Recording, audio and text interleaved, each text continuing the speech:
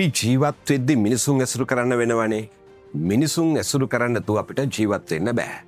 ඔයා ව්‍යාපාරයක් කරත්, ඉගෙන ගන්න දරුවෙක් වුණත්, රැකියාවක් කරන කෙනෙක් වුණත්, එහෙම නැත්නම් නිවසේ ඉඳගෙන සමාජීය ජීවිතයක් ගත කරන කෙනෙක් වුණත්, කවුරු වුණත් ඔබට විවිධ මට්ටමේ මිනිස්සු ඇසුරු කරන්න වෙනවා. අපි මේ මිනිස්සු අපේ ජීවිතයට කොච්චර ලං කරගන්නවාද කියන එක සර්කල් 3කින් පැහැදිලි කරන්න පුළුවන්. ඒ කියන්නේ අපි යාලව යම්කිසි චක්‍ර 3ක් යටතේ ඇසුරු කරනවා කියලා හිතන්නක. ඒ චක්‍ර 3 සර්කල් 3 මොකක්ද කියලා ඊළඟ දවසේ වෙනත් වීඩියෝ එකකින් සාකච්ඡා කරන්නම්. අද මම ඒකෙන් එක සර්කල් එකක් ගැන කතා කරන්න කැමතියි. අපි ඒ සර්කල් එකට කියනවා ප්‍රයිවට් සර්කල් එක කියලා. එහෙම නැත්නම් කියන්න පුළුවන් ඉනර් සර්කල් එක කියලා. මොකද මේ ප්‍රයිවට් එහෙම නැත්නම් ඉනර් සර්කල් එක කියලා කියන්නේ? ඉනර් සර්කල් එක කියලා කියන්නේ අපිට උනන් අභ්‍යන්තර චක්‍රය කියලා ගන්නත් පුළුවන්. ඔයා ළඟින්ම ඇසුරු කරන පිරිස. මගේ මිත්‍රයා.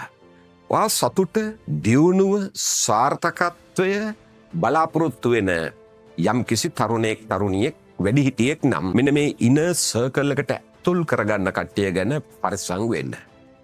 ඔබ මේ ඉනර් සර්කල් එකට පොසිටිව්, ඒ වගේම සාර්ථක, යමක්කමක් දන්න, ඔයා ඉස්සරහට පුෂ් කරන, ඔබේ දුර්වලතා ලෙන්ගතුකමින් පෙන්නලා දෙන යහපත් අය මේ ඉනර් සර්කල් එකට දාගත්තොත් ඔබ දියුණු වෙන එක ඊටාම වේගවත් වෙනවා. ලස්සන කියමනක් තිබෙනවා, ඔබ ඇසුරු කරන්නන් කවුදයි කියා මට පෙන්වන්න, මං ඔබේ අනාගතය කවරාකාරදයි කියා පෙන්වන්නම් කියලා. ඒ වගේම තව කියමනක් තියෙනවා, ඔබේ ගෝලයන් මට පෙන්වන්න, ඔබ කවරාකාර නායකයෙක්දයි කියා මා පෙන්වන්නම් කියලා. ඒ කියන්නේ අපි ඇසුරු කරන අයගේ ප්‍රතිඵලයක් බවට අපි පත් වෙනවා. අපි ඇසුරු කරන අය මත අපි කවුද කියන එක අනිත් අයට කියන්න පුළුවන්. ඉතින් ඔයා ඇසුරු කරන අය මත මිනිස්සු ඔයාව මනිනවා. ඔයා ඇසුරු කරන අය මත ඔබේ අනාගතය ප්‍රතිනිර්මාණය වෙනවා. ඉතින් ඔබ මොහොතක් නතර වෙලා කල්පනා කරන්න, ඔයාගේ ඉනර් සර්කල් එකේ ඉන්න කට්ටිය කවුද? මේ අය ඔබේ සිතුවිලි වලට අනිවාර්යයෙන්ම බලපෑමක් කරනවා. උදාහරණයක් ගමු. ඔබ යම්කිසි ව්‍යාපාරික අදහසක් තියාගෙන ව්‍යාපාරය පටන් ගන්න ඕනේ කියලා හිතලා ඔයාගේ ඉනර් සර්කල් එකේ දෙතුන් දෙනෙකුට කිව්වම, ඒ දෙතුන් දෙනා කිව්වොතින් අනේ මේ ඔයා කරන බිස්නස් ඕකනම් හරියන වැඩක් නෙවෙයි, ඔය ව්‍යාපාරය හරියන්නේ නැහැ, වෙන එකක් ගැන බලන්න කියලා කිව්ව ගමන් මේ ඉනර් සර්කල් එකේ ඉන්න අය ඔයා ටිකක් විශ්වාස කරන අය, ඔයාගේ යම්කිසි කැමැත්තක් තියෙන අය. ඒතර යාලා කියන දේට ඔයා සවන් දෙනවා වැඩි. දැන් අර ව්‍යාපාරික අදහස ආරම්භ කරපු තැනම නැති වෙන්න පුළුවන්. ඔයා ඉනර් සර්කල් එක විදිහට ඇසුරු කරන අය නිතරම යමෙක් ගැන විවේචනය කරනවා නම්, උදාහරණයක් විදිහට ගත්තොත් ඔයා ඇසුරු කරන කෙනෙක් ගැන වෙන්න පුළුවන්. එහෙම නැත්නම් රට ගැන වෙන්න පුළුවන්. එහෙම නැත්නම් ඔබ වැඩ කරන ආයතනය වෙන්න පුළුවන්. එහෙම නැත්නම් ආයතනයේ ප්‍රධානිය වෙන්න පුළුවන්. හැමතිස්සෙම විවේචනය කරන කට්ටිය නම් ඔයාගේ ඉනර් සර්කල් එකේ ඉන්නේ. ඔයාට නොදැනුවත්වම රට, ආයතනය නැත්නම් ඒ පුජ්‍යලයව එපා වෙන්න පුළුවන්. සමහරට ඒ එපා වීම ඔයාට සිදු වෙන්නේ තාර්කික කරුණක් මත නෙවෙයි. එයා ඔයාට කරපු දෙයක් නෑ. ඔයාට කරපු දෙයක් නෑ. යා කියලා කියනවා මේකේ නර විවේචනයට ලක් වූ පුජ්‍යලයක්. උදාහරණයක් ගත්තොත් ආයතන ප්‍රධානිය කියලා ගන්නකො, ඔයාට කරපු අනියක් නෑ.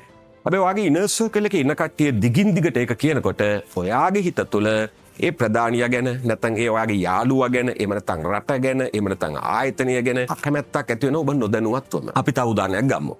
මේ ඉනර් සර්කල් එකේ ඉන්න කට්ටිය හැමතිස්සෙම දෛවය, කර්මය, වාසනාව, ග්‍රහයෝ, වාලම්පුරි විශ්වාස කරන අය නම් එයාලා නිතරම ඒව ගැන කතා කරනකොට මේ එයාලගේ විශ්වාස පද්ධතිය ඔයාගේ විශ්වාස පද්ධතිය බවට පත් වෙනවා.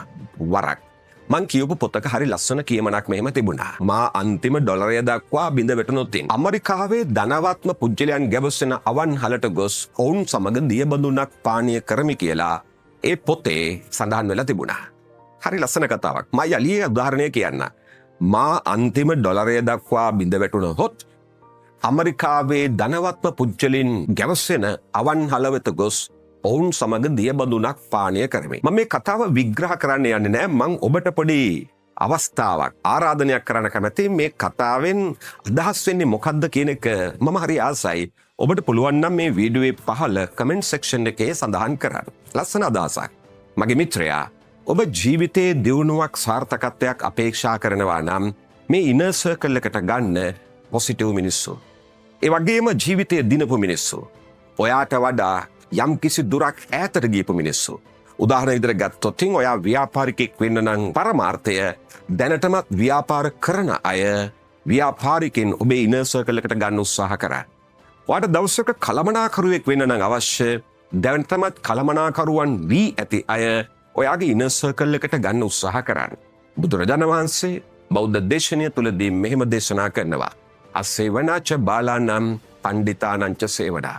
ඒ කියන්නේ මොකද්ද?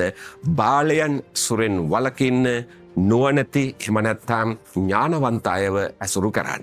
ඔබ කියන්නේ ඔබ ඇසුරු කරන අයගේ ප්‍රතිඵලයක්.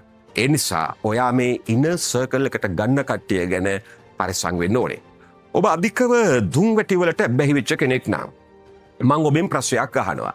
ඒ පළමු දුම්වැටි ඔබ පානය කරන්න පටන් ගත්තේ කඩේකට ගිහිල්ලා සල්ලි දීලා මට සිගරට්ටුවක් දෙන්න කියලා ඔබ මිලදී ගත්තද?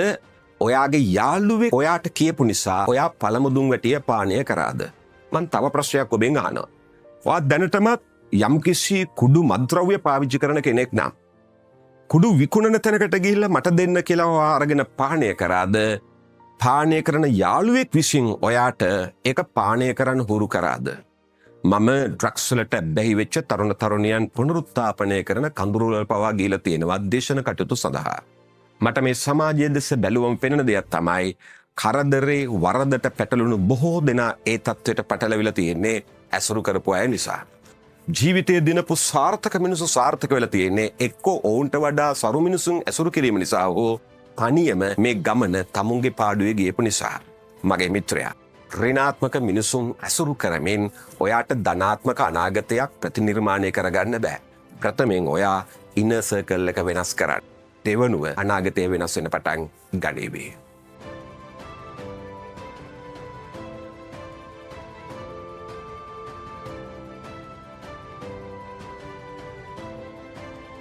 Life Skill Academy. ජාතියේ මෘදු කුසලතා පක්ෂලා